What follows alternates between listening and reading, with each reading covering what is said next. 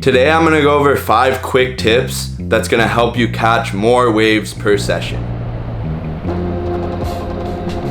Stick around for tip number 4 because it's a personal secret of mine. It's something I learned from surfing with Griffin and Italo out on the North Shore. So let's get into it.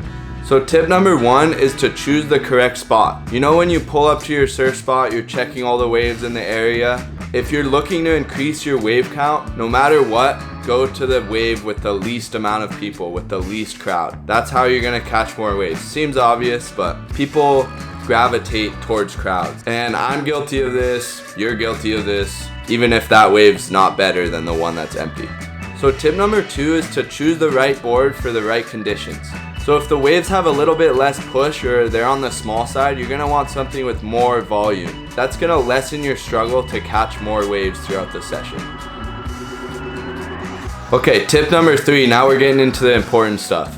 Know your place in the lineup. If you go to a spot that you're visiting or you don't always go out to, don't paddle straight to the peak. You're not gonna get any waves up there. At every surf spot I've ever been to, there's been a local hierarchy. And if you just disregard that altogether, paddle the peak like you own the place, you're instantly gonna lose respect from everyone out in the lineup, and it's gonna make your life surfing out there a lot harder than it needs to be. But I'll go over more of that on tip number 5.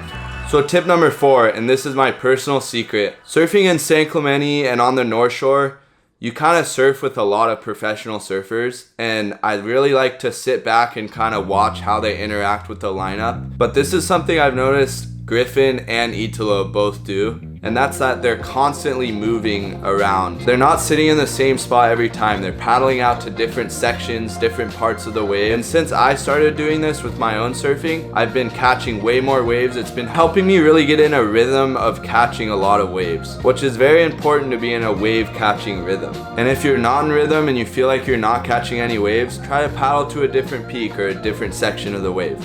So tip number 5, this one might be a little controversial, but it's in my personal opinion that you should always sit on the inside. And let me explain why. The peak of waves, it's always gonna be the most contested. That's where everyone wants the set waves, everyone wants the big waves. I want the set waves too, but more importantly, I just like catching a lot of waves per session.